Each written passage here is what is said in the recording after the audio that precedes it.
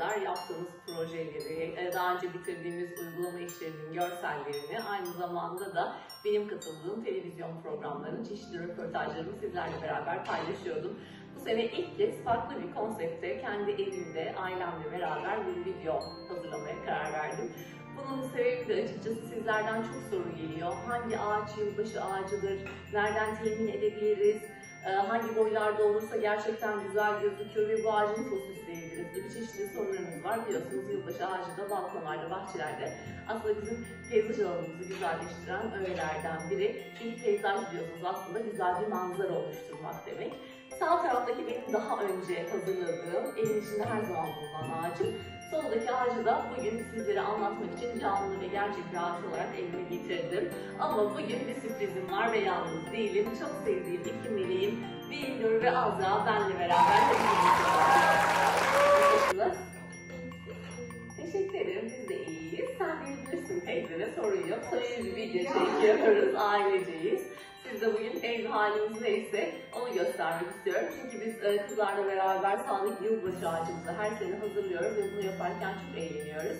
Bahçe ağacımızı hazırlarken de onlarla beraber güzel bir anı kalsın diye ben davet ettim. Sağ olsunlar online eğitimi bırakıp beni geldiler. Umarım onlar da ileride benim sektörümde ilerlemekle ilgili bir karar verirler. Hadi bakalım süsleri alalım. Yavaş yavaş süslemeye başlayalım ağacımızı. Şimdi öncelikli olarak yılbaşı süslerinde sizin ne beğendiğiniz çok önemli. Ben mesela yıldızları seviyorum, topları seviyorum, kozalakları seviyorum. Önemli olan eğlenmek. Ondan sonra açıyoruz. Yılbaşı süslerimizi alıyor, hiç önemli değil. Biz ailece keyifli vakit geçirmek istiyoruz. Bu videoyu kesinlikle montajlamayacağım. Ev halimizi görün. Siz de biz hatalarımızı nasıl eğleniyoruz, bunu da bizle beraber dinleyelim istiyorum.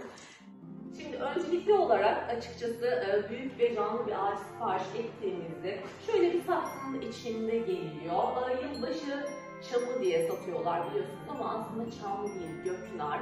Yani abiyesi bu türün adı. Herden yeşil ve yaprak dökmüyor biliyorsunuz bu ağaçlar. Böyle arada ufak tefek de bilgiler vereceğim. Genelde böyle aşırı genişlememiş yaprakları yukarı doğru olan bir tür alırsanız uzun yıllar saksıda her sene canlı bir yılbaşı ağacı olarak kullanma şansınız olur. Yeter ki suyunu ihmal etmeyin çünkü büyük ağaçların yaz döneminde çok suya ihtiyacı oluyor. Bahçenizi sularken mutlaka bir hortum çekip yılbaşı ağacımızı sulamaya devam ediyoruz. Ben şimdi aşağıdaki o plastik saksı görüntüsünü sevmediğim için açıkçası şöyle daha önceden aldığım bir kumaş var. Görüyorsunuz yılbaşı sizin Happy Holidays yazıyor üstüne kullanılması tatiller. Açıkçası ailece bu işi yapıyorsanız boy sırasına göre ağacı bölümlendirirseniz iş çok daha çabuk bitiyor.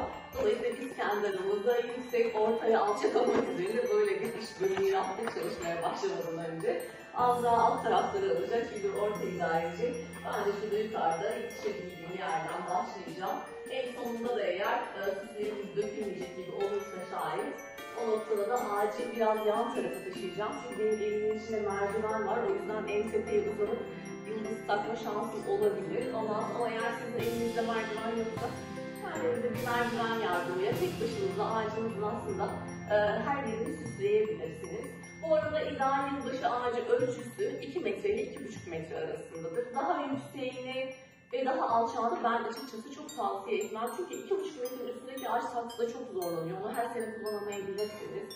Daha altında olan bir ağaçta da istediğiniz o görsel zenginliği kazanamayabilirsiniz. Dolayısıyla ben size 2 ile 2,5 metre arasında bir göknar almanızı tavsiye ediyorum. Piyasa değeri nedir derseniz de işte yaklaşık 300 ile 500 TL arası bulabilirsiniz. Tabii ki bu göknarların da farklı türleri var ithal ve yerli olmak üzere. Ona göre de fiyatları değişiyor diye belirtelim hemen.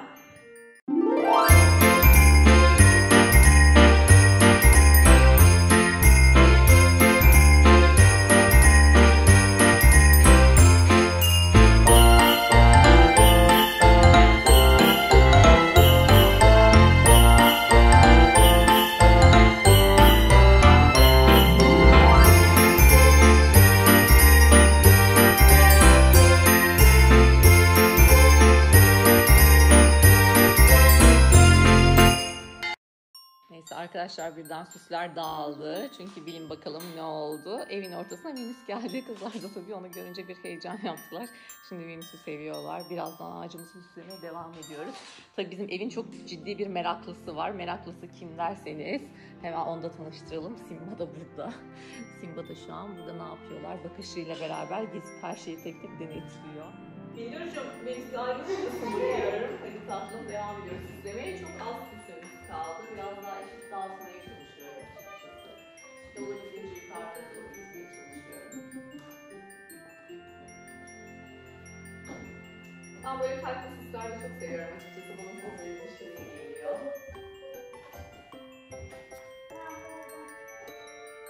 Bilmiyorum da mesela Yıldız çok seviyor. Bana ilk soru şey, aha teyze Yıldız aldım mı? Oldu. Ondan sonra böyle bakın mesela bu çamlar da var. Onlar da çok keyifli. Ben yapıp takabilirim şu an. Ağzı bence de yapabilirsin.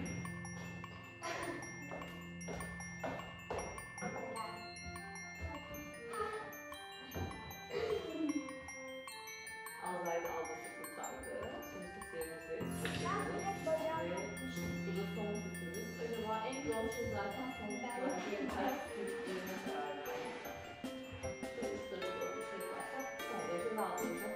Böylece biz yılbaşı ağacımızın süslemesini tamamladık sayılır. Ondan sonra en son bir tepkileri ısıracağız ama buradan tutma şansımız yok. Ondan sonra ağacı komple bittikten sonra dediğim gibi yılbaşı ağacı aydınlatma videosu çekeceğim. O zaman yıldızımızı taktığımda size ayrıca göstermiş olacağım. Ağzı buradan uzanamazsın, bence biraz riskli olacak. O yüzden isterseniz hadi yanıma gir. Şimdilik bir teşekkür ederek YouTube videomuzu kapatalım. Azra bence biraz uzak tutalım.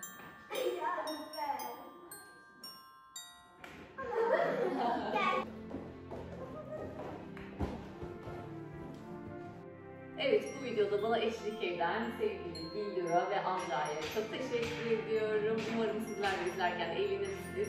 İç mekanlarda, plastik bir yılbaşı ağacında, dış mekan alanı olanlar için de, balkon bahçesi olanlar için de bir göknar ağacını yılbaşı ağacı olarak hepinize tavsiye ederim. Umarım sizler de en az bu yılbaşı ağacı kadar güzel, harika bir yıla sevdiklerinizle beraber sahip olursunuz. Bu pandemi süreci ve zor günler geride kalmış olur. Tüm kalbimle sevgilerimi sunuyorum. Görüşmek üzere. Merak ettiğiniz şeyler varsa lütfen videonun altına yorum olarak bırakın. Elimden geldiği kadar cevaplamaya çalışacağım. Sevgilerim.